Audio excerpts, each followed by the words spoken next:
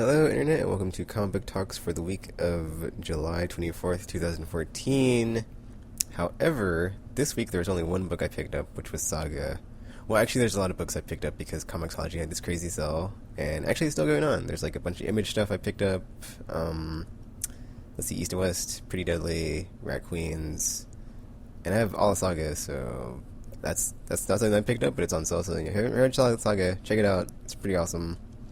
Also some Batman deals, so I picked up all the Batman New 52 back issues I hadn't read yet, and I'm going to read those, and then get back on the ship, because I kind of fell off at issue 28, or, I don't know, Zero Year Part 2, after that one.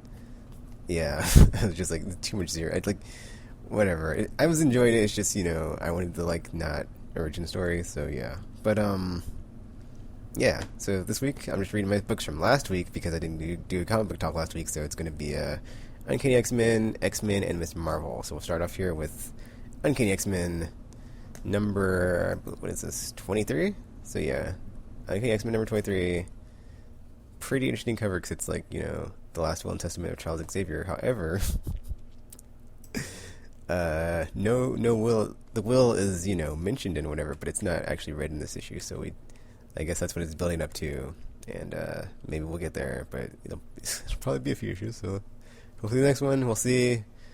But yeah, this one picks up in Charleston, South Carolina, and then we encounter a character who later on we find out is a New Mutant. But basically this part, there's this scene where it's a character and another person who appears to be his wife, and it's revealed that they have a child, and they're out on a walk. I guess they're like out on some like not really vacation, or like vacation or some sort of like getaway to try and like patch things up or something, and things aren't going so well. But then out of nowhere, like there's a helicarrier, his wife gets zapped by a scroll, and then the helicarrier is all like, oh, citizens, there's a scroll attack, stay in your homes. And then it just cuts it shows his face after this all this devastation happens. Oh, actually, I guess the home is destroyed, so yeah, maybe his kid's dead too now. But just shows his face, and he's just super bummed out.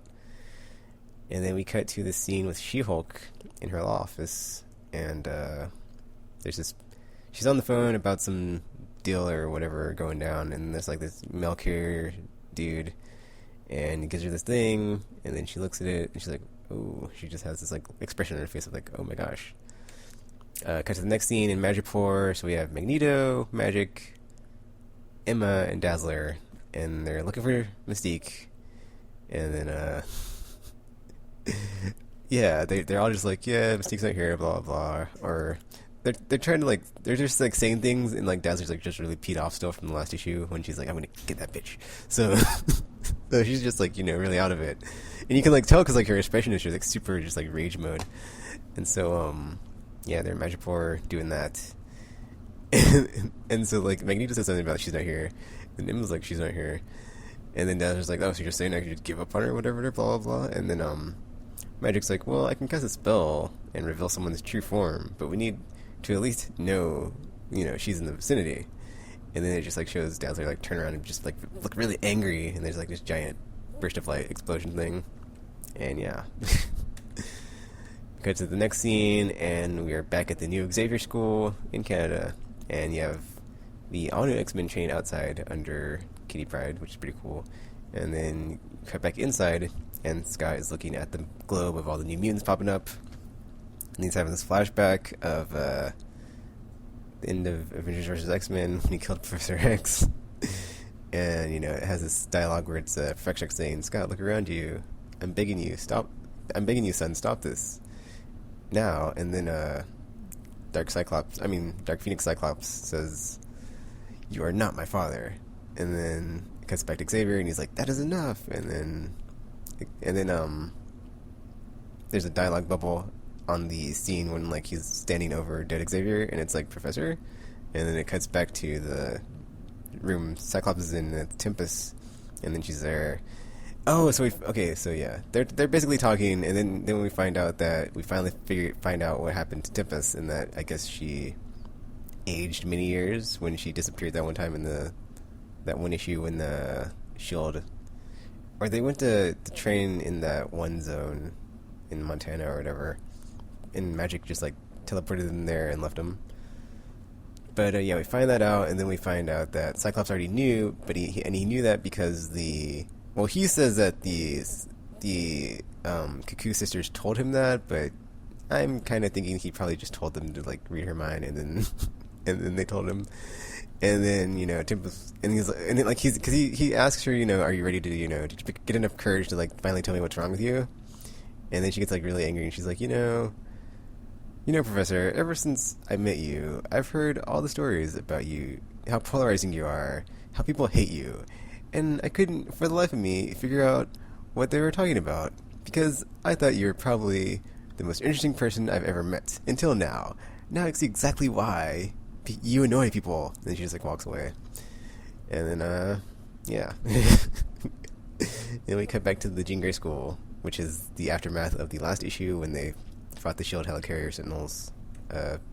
Craziness with the fishbowl villain I still will not name. And She-Hulk shows up and she's like, what the hell happened here? And then they're like, oh, just another attack. We could have used you, Lady Hulk. Or that's what Iceman says. He doesn't say exactly that, but just whatever. Taking some liberties with dialogue. So yeah. She's like, okay, well, so who's in charge of the school now? And then Storm's like, well, let's just say I am. And then she's like, well then Storm, we need to talk. And then Storm's like, are we in trouble? And then She-Hulk's like, no, we need to gather the following people on this list I have here for the reading. And then Beast goes, the reading of what? And then She-Hulk goes, the last will and testament of Charles Xavier. And then like the expression on their faces is just like so good. I think I might screen capture it and put it in here just because it's just like so hilarious. Well, it's not just them, it's like in the background you have like Rachel Gray in spray and armor, and it's like, yeah, everybody's like, what? So yeah. Then we're back at the Xavier School. Magic teleports everybody back from Magic 4. Cyclops is like, did you find her? And they're like, nope. And then he's like, so what's up with Dazzler? Should I go talk to her? And then both Magic and Emma at the same time are like, no. And then Emma's like, here's an idea. Maybe we should just talk to Hijack and be like, I was wrong, and then show all the students what it's like when the great Scott Summers Cyclops is admitting his wrongness in front of people. And then and then it's funny because he's like Magneto's about to like walk off, and the Cyclops is just like, so Magneto, are you gonna stay or are you going to disappear and do whatever the hell it is you do when you're not here? And Magneto's just like, deal with your students, Mr. Summers. It's like, whatever, I'm Magneto, I can do whatever I want, and just leaves. It was great. So he talks to Hijack about, or it's funny because he's going to say, like, I was wrong or whatever, blah, blah, blah.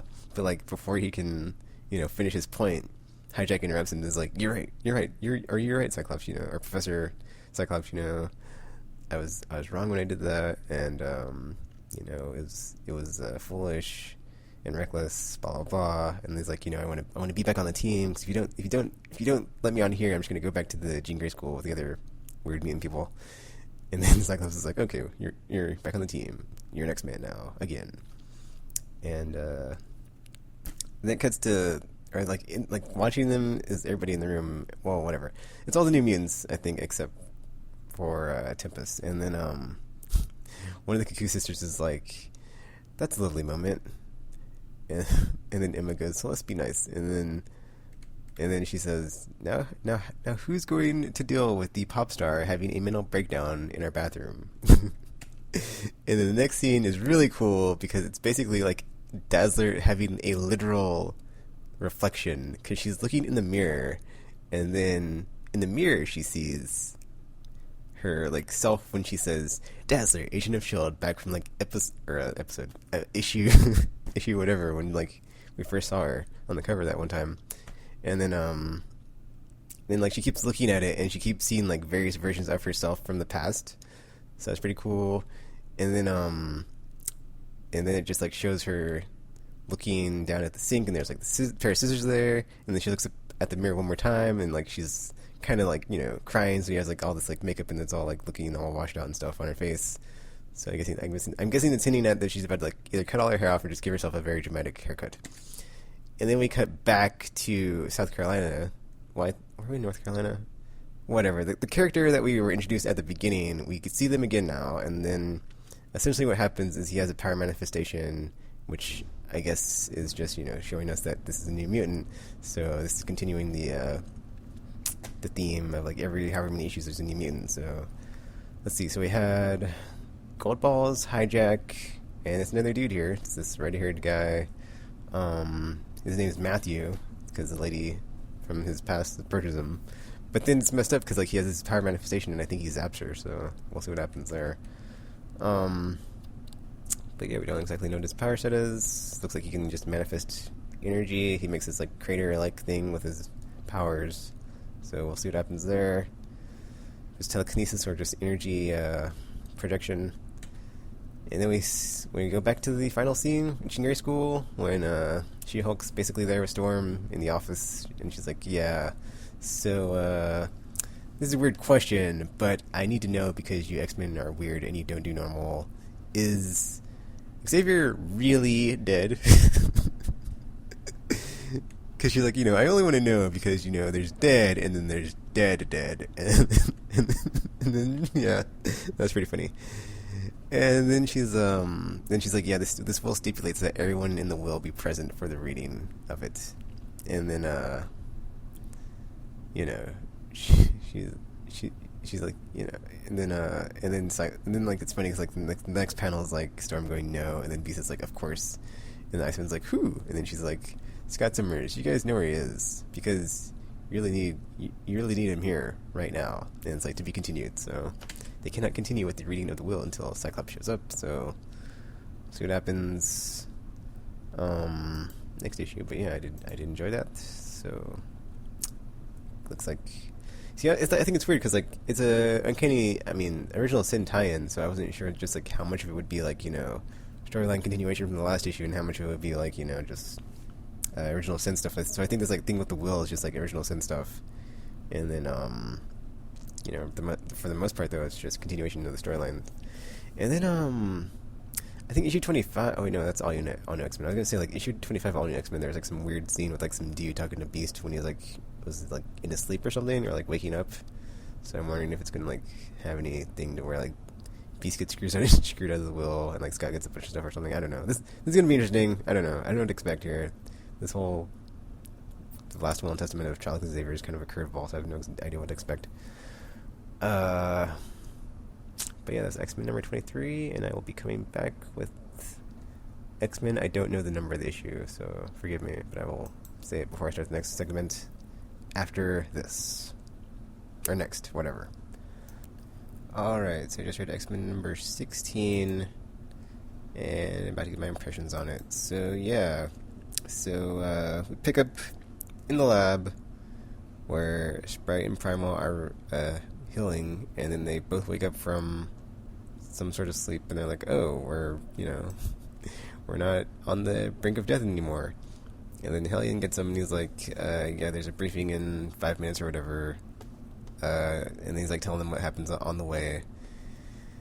And then it's like 2 minutes later, and then Sprite's like, he kidnapped Jubilee, and then Primal's all like, fight. So I guess, and this is like something that I learned from Primal, like just reading him in this issue. I guess he just has like simple expressions when he like says stuff, because all his lines are basically just like one word or syllable, or just really basic dialogue. So yeah, but yeah, that happens, and then there's a quick cut to the war room, and Storm's there just like with talking to Sabra and that other guy, or not the other guy, but that other guy's there, but she's not really saying anything to him.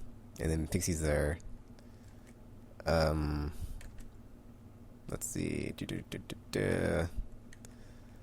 So yeah, they're just talking about, we need your help with the future dude. So I need you guys to be doing everything you can, and do it now, because we're about to go on the offensive. Okay, and then Chimera and Rachel Gray have this conversation, and she's like, okay, this isn't hostile, but it's serious. This is where you tell me everything you know right now about, cause like, since she's from the future, and then, stuff's about to go down. So she's like, okay, we know exactly what happens, and yeah. Uh, okay, and then Psylocke is like, okay, well, the student body was attacked, so the student body will be the last line of our defense in this battle we're about to go in. It's pretty cool because like they're prepping like everybody, and then it seemed like last issue didn't seem like it was going to be so serious, and then like we find out later some like Storm is like all in on this one, but yeah, and then there's like a cut to Shogo and Beast and wherever they're at, and he's like, don't worry, we're gonna save the day and stuff. Do. Oh, okay, and then let's see. And then like Chimera tells Storm whatever, or I mean Rachel whatever she knows. And then so, yeah, Storm more Storm in the war room, more so like talking to the students. Like prepping them and being like, yeah, well, they kidnapped Jubilee, they're gonna pay for taking one of our own. And then Storm makes a call to mobilize. Oh, I guess like they and like the Cerebral lady was feeding Storm some intel, and then like they find out where they're at, or basically they find out like he has some like the future has like some crazy operation going on, like like on a global scale of like some crime ring syndicate thing going on, and then like has all these like safe houses and hideouts and whatever and strongholds, and they like just get it down to where the closest one might be, or where he would be possibly, and then they find one that's like just kicked on the generators that's nearby, and so it cuts to there, and then it shows that Jubilee is basically being held captive by him, and that he's talking to her in some room through a speaker, and he's like, I just want to make a deal with you. If you just trade yourself for Shogo, it'll all be over, and like we can all walk away. And then she doesn't accept the deal, and then he's like, well, I'm sure Storm, your friend, will be a much better diplomat in this negotiation I'm trying to have, and bring peace to this our solution, and nobody have to die. And then and then it's weird because like, okay, so next scene there's like him and a bunch of dudes, henchmen, and like the storyline is called Bloodline, and then it shows like like he actually does like there are like it basically shows like why it's called that, because it's some sort of thing. Like I'm sure it'll explain it later, but it hints like exactly what it is, because he cuts his finger, and then or he's basically telling like his henchmen like, okay, we're gonna deploy the bloodline or the bloodline system or whatever, and then they're all like, but it's only a prototype and it's never been tested, blah blah blah.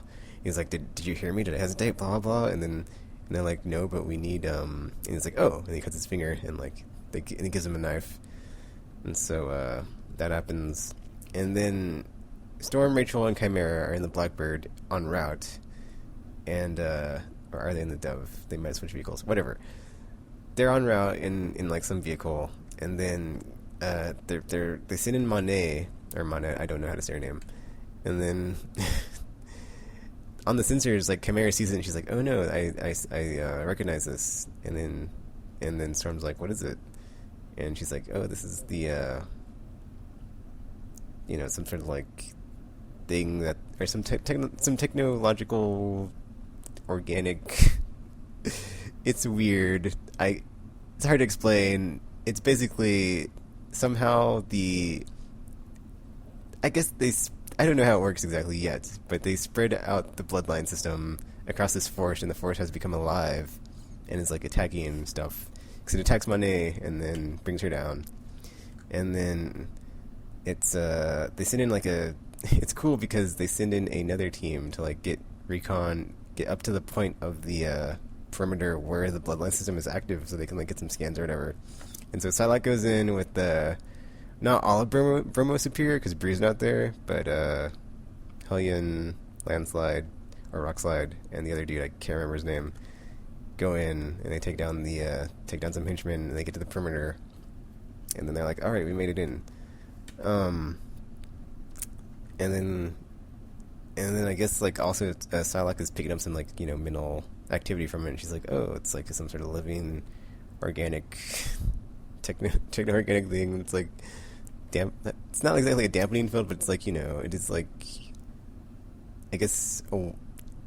I don't know. I guess it's just like a living defense mechanism that you can just like put on something, and it like becomes alive and defends itself or something. I don't know. We'll probably find out like more specifics later on, but they never like explicitly say what it is and like how it works. So you just got to go along with it. But yeah, it's the bloodline system, which makes it seem like, oh, this is why the storyline is called Bloodline. But it cuts back to Jubilee and the future, and he's like, haha, well, it's so weird because like the way that they're characterizing him at this point versus how he was earlier, he seems like way more off kilter and like more loose cannon-y. So he's just like, yeah, just like super villain-esque. Whereas before he seemed like more calm and cool and collected, but whatever. So I guess it's like also the way he's drawn is like super not as laid back and cool looking, but whatever. He's got like his glasses are like super like, or not super. I'm sorry, they're like, I don't know. They just like the color in his glasses because they're red. They just bring out this like. It seems like his character would be like way more inky or something. I don't know. And just like the way it's drawn is kind of like his facial expressions just seem more. But yeah, it's like him and Jubilee, and then he's like, when I send Storm this offer, she's totally gonna accept my offer because it's not gonna be worth it for her to sacrifice all these X-Men in battle. And somewhere along the line, we find out that Chimera tells him like in the future what happens is that let's see, where does she say what happens? Oh, also she says like they need to bring Shogo there to counteract the bloodline system. But okay, so like. Rachel's like, repeating what Chimera told her, and she's like, Chimera took me through her history, her knowledge of events, and the outcome, and then Storm's like, and then Rachel says, the future dies, we lose 7 with 12 we lose 7 with 12 wounded, so in the battle that they have with the future, 7 X-Men die, and then 12 are wounded, so it's like, we'll see how things go, because it's like, after I saw that, I was kind of like surprised that Storm would like go along with it. Well, I guess she didn't know. It's like, I'm pretty sure she didn't know, or it's most likely that Chimera didn't tell her like what the consequences were, and like she was just acting to like prevent what happens in the future. Anyway, because it's probably I'm sorry, what we saw in like the last issue, and she's like, even if I die, it's worth it for it to not happen because it's something that happens. Or, like what happens is so bad. But so yeah, it's after we have that scene with Jubilee and the future again when. When he like gives Storm the offer, and then basically he gets a response back, and then it's like, why did she want a war? So yeah, she's like, yeah, X-Men are at war with you now, so it's over. Which is like right at the beginning, like they're all just getting everybody prepped to just go in and just like kick ass and stuff. It's pretty cool, but yeah, it's kind of interesting and weird because she's like, we need to bring Shogo here, I guess, to counteract the bloodline, and then Storm's like, okay, well, don't bring Shogo like past the front lines or whatever, and just stay back and don't do anything stupid. And then she like drops her off of the Blackbird, and then like when she gets down there, she's like, good luck, Mom, but you won't be the one saving the day today. So I think Chimera's just gonna like go and take charge and do her own thing and just be like, I don't give a F, and just yeah. So that might be a mistake, but I guess we'll see. And yeah, that was I did enjoy that issue, especially since they brought Burma Superior in, and there wasn't a 2-parter on this one. So, yeah, and like Burma Superior actually got to go in, and I keep saying Burma Superior, but the Burma Superior team that they had been developing in the backup stories was actually brought to use here. But yeah, X-Men number 16. So I think one more will wrap up the storyline, and I think they're switching writers after the next issue, so we'll see what happens. We started off with like Kitty Pryde and Rogue, and they're not there anymore, and we got Monette in return, so we'll see if any more any team members leave or whatever, but yeah, or shift places. But yeah, that was X-Men number 16. I'll be back after this with after reading Miss Marvel and my thoughts on that latest issue. Alright, just read Miss Marvel number 6. Really good, really enjoyed it. Hilarity ensued. Very fun read. So we start off, and it seems that the inventor has his little robots going out to patrol the streets for Miss Marvel, hunt her down and do stuff to her. So, we also see at the beginning, I was kind of confused in the last issue when they had like the montage of her powers. So she is like transmorphed into this couch, so she can shapeshift. And then she like takes out one of the inventor's little drone thingies or robots, but then it's about to explode, and she's like having this narration of like sometimes when I go out on patrol they like smash these robots, and they've been getting smarter and smarter, and sometimes they leave these little presents for you after you smush them, which was funny because you smush instead of smash it, but whatever. So that happens, and then she gets a phone call on her cell phone, and it's her mom, and then and then she's like, it's like a continuation from the last story when like she's like, okay, after we found you, coming home in the middle of the night, we're gonna send you off to have a meeting with the sheikh in the mosque. So that happens, and then the next scene is basically her in the mosque talking to the sheikh, and it's pretty cool because like at first you're like, oh, this is gonna go pretty terribly, but then it turns out there's just like all the stuff they talk about. So she's telling him, she's like trying to like keep like not exactly lie to like say like what she's been doing. She's like, I help people, but I'm not that good at it. So because I'm not good at helping people and they get themselves in trouble, I'm trying to help them, I keep coming home late in the middle of the night. And then the sheik's like, let's see. So I can't really fault you on that. That's a good value to have. So just do the best you can at doing that, and try to have the qualities of an upstanding woman. That's or young woman. Courage, strength, honesty, compassion, self-respect. So that's pretty cool.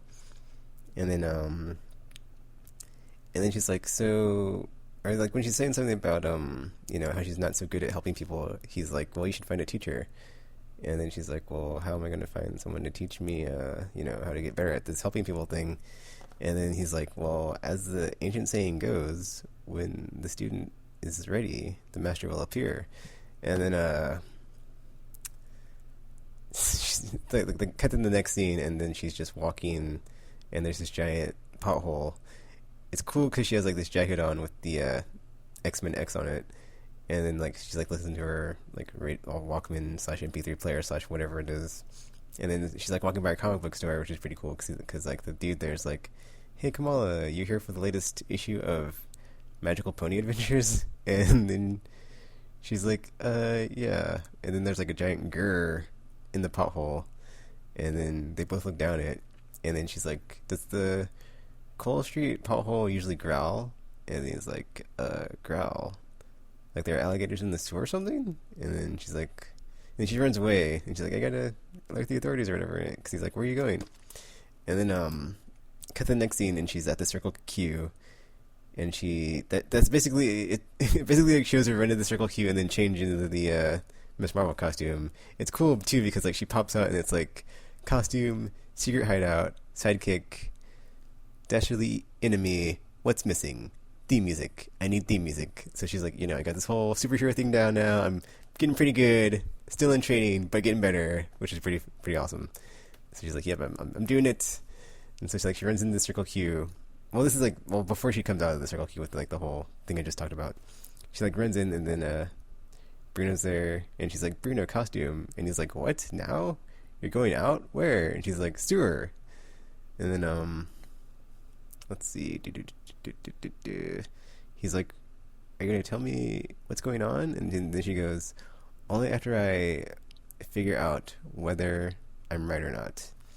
And then we cut past the scene where she comes out in her costume with the theme music missing thing, and then she just like jumps into the sewer. I was expecting her to like have more of a reaction when she like jumped into the sewer to be like, oh, this is so gross and whatever, but it's cool. Like she's just like, whatever, I'm taking the fight to the enemy, just going in there, and just like doesn't even like care.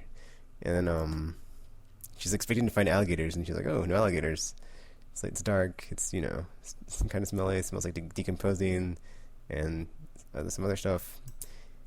And then it's pretty funny because she goes, the inventor seems pretty crazy, but he can't be that. And then, because in the next panel, crazy, and then it's like some sort of swamp place he has made, and he has these alligators hooked up to these like head contraption things with on there. It's weird. And then we finally get to see the inventor. I mean, we got to see him at the end of the last issue, but it was kind of weird. But it's funny because like she sees him and she has like the same reaction I had when I saw him, and I was like, "What? He's a bird?" Because she goes, "You're a bird," and he goes, "I am not a bird." And then he's like, "It's my fault. My pet cockatiel contaminated me, or contaminated his DNA when I was synthesizing him." I got kind of confused because it's like you have that happening. Actually, well, okay, hold on. It says it's weird because you have this dude that's like just a normal dude, and then you have this bird dude, and it's kind of I was like, when that happened, I was kind of confused because the inventor says "Quiet, Knox," so I'm not sure if the cockatiel is the inventor, and then like the inventor just like was cloning him and then made a mistake or something. Because it goes into that in the next part, because it's like, when she says, she's like, when you say you're Thomas Edison, do you mean the Thomas Edison? And then the inventor goes, sort of, I'm his clone. And then the Kamal's like, why are you trying to kill me? Like, why are you, don't you have anything better to do? And then he's like, I'm not trying to kill you. And it's like, I just think, blah, blah, blah, here's my plan. And then it's like, actually, because I'm keeping you alive, that should creep you out a whole lot more. And then, and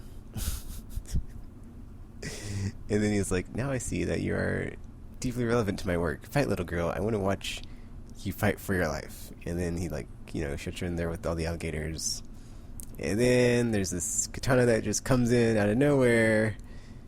And then Kamala's like, great, more bad guys with swords. How much worse can this day possibly get? And then it has like the silhouette of a person who you know who it is if you knew who was going to be in this issue, but like the silhouette of someone, and then she's charging towards it, and then the narration says, "Get ready to lose, weird short dude. I've got plus 10 hills." And then she goes, "Power attack," and she like runs at him, and then it's next panel is basically her narration is like, no, you're kidding, it's, and then she like just says Wolverine, or like it's a interrobang, so it's like question mark, exclamation mark, so Wolverine, or I don't know how you would say that, whatever, anyway, but like Wolverine, and then he like lunges at her, but then he jumps over her because he sees it's not like she's not trying to kill him. It's pretty cool because like in that panel when he's like jumping over her, she's like, wow, such athletic, such very claws, so amazed. And then Wolverine's just like, are you, I could have just killed you, what are you doing down here, and all this stuff. And then it's so hilarious what happens next. She just starts fangirling out of like, oh my gosh, you're Wolverine, I had you, the top of my team up bracket. And she's talking about like this fanfic she wrote with him and Storm in space fighting a giant alien that farts wormholes. It was great. It was great. And then like this I'm sorry. It was just so hilarious. It's like, she's just like, the whole time she's just like, oh man, this is awesome, you're Wolverine. Ah! And then and then there's like an alligator that comes out of nowhere, and then Wolverine's just like, hold that thought. Oh, actually, it's funny. Like after she's doing that, he's just like, he's just like doing his like full Wolverine thing. I'm just like, oh, just get away from me. I'm out of here. It's like, you're not. I'm doing something. This is not part of the job, and just walks away. And so the alligator pops out of nowhere, and he's like, hold that thought. And then he like lunges at it, grabs it, and he's like, all right, finish it off, kid. Punch it in the gullet or whatever. She punches it, so it's like, oh yeah, team up action, Miss Marvel and Wolverine. Oh yeah, so that's pretty cool. And then so yeah, at first she didn't want to punch it because he's like, I don't like punching, I don't want to hurt a living animal or whatever. And he's like, well, you don't want to be getting eaten by a living animal either. And then after she punches it, she's like, is it dead? And the Wolverine's like, no, it's just sleeping. And then she's like, are you for real? And then he's like, you really gotta learn to prioritize, kid.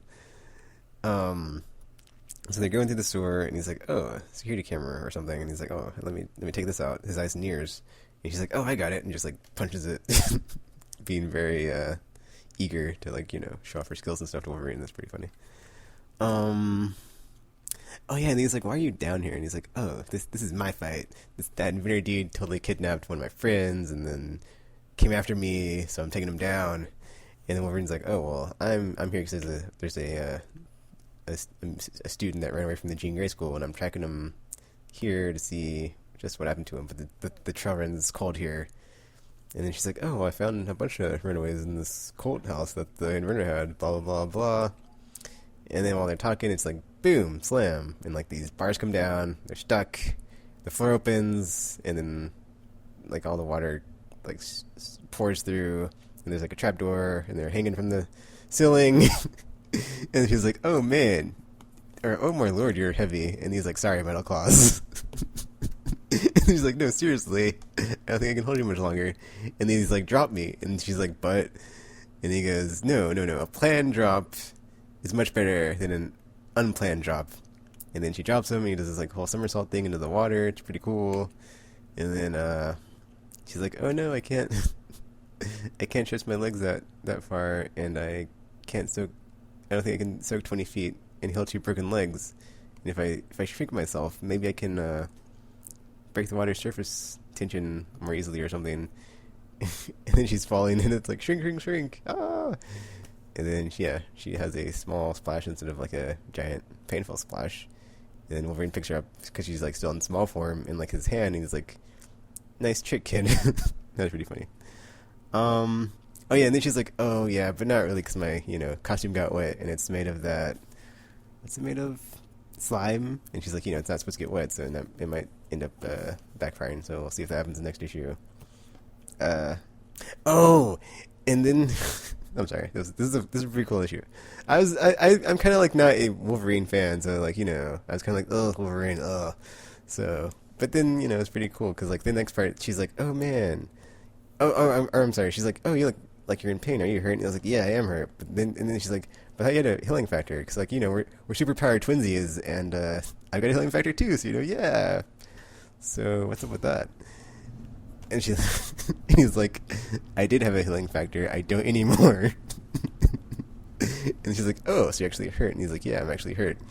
And then so she's like helping him along, and they're let's see. Oh, she's like, "So you're like just this short, angry guy who punches stuff." And he goes, "I knew I liked you the moment I saw you." And so they're walking away, like, out of the sewer, up the tunnel, or up the stairs or whatever. Then there's this giant alligator tail comes up, and she's like, "Oh, crap." Oh, and then he's like, "Oh, are you a mutant?" Yeah, oh, she's like, "Oh, I've been practicing this whole superhero thing, I got it down, I'll get out of here, no worries." He's like, "Yeah, I see that." Or Wolverine's like, "Yeah, I see that. Are you a mutant then?" And she's like, "A mutant? Is that what I am?" And then like she looks behind her to see the giant alligator tail, and she's like, "What else could I be? Get out!" And like there's the giant alligator, and then last panel. Oh, it's pretty cool narration actually, because it's like dungeon boss, most ginormous, or dungeon boss, most ginormous alligator ever, difficulty rating 10. Group size solo, because Wolverine's all like leaning against the wall, injured, and it's like next healing factor part 2. So it's like throw down with the giant alligator in the sewer, see what happens. Oh, it was funny too because like there's a part I forgot to mention, but when she's like talking to him about the superhero team up bracket thing or whatever, when she like tells him that she got third, and then he's like, "Well, who got number 1?" And she goes, "It was Cyclops and Emma Frost's romantic vacation in Paris," or something. Oh, that was great. But yeah, man, Miss Marvel number 6, really good, really fun issue. I thoroughly enjoyed it, and it basically is Healing Factor Part 1, so it takes place after that last 5-issue story arc. So I'd say this is a great time to jump in if you've been wanting to get on the Miss Marvel train. I have not read any issues yet. And I'm going to go ahead and give it my pick of the week. So yeah, because Uncanny X-Men kind of segmented there of like stuff going down in multiple parts, nothing too super focused. It was still good though. Same thing with X-Men. It's like on the eve of battle, nothing Nothing serious happening yet. Miss Marvel, though. Hilarity ensued. Great time. Fun read. I loved it. Getting my pick of the week. And I think I might throw in some, like, random panels in these books that I've been talking about where, like, you know, she talks about the theme music thing. I might throw that in when I'm editing this. And then also the Magneto I don't give a F moment. And then there's something else I had that I copy and pasted. I don't remember what it was. Maybe I haven't done it yet. But yeah. That is it for this issue. I mean, sorry. It for this comic talks. Hope you enjoyed it. You know, feel free to leave a like, comment, subscribe, favorite, share with your friends. And also I got some other stuff on my channel. If you're into video games, it's got Gran Turismo 6 stuff, some Destiny beta stuff, some Mass Effect stuff, plus some live deals every week, what's on sale on PSN. And yeah, probably some other stuff I'm forgetting. But you know, that's it for this video. And until you see or hear from me again, thanks for watching, and I'm now signing off.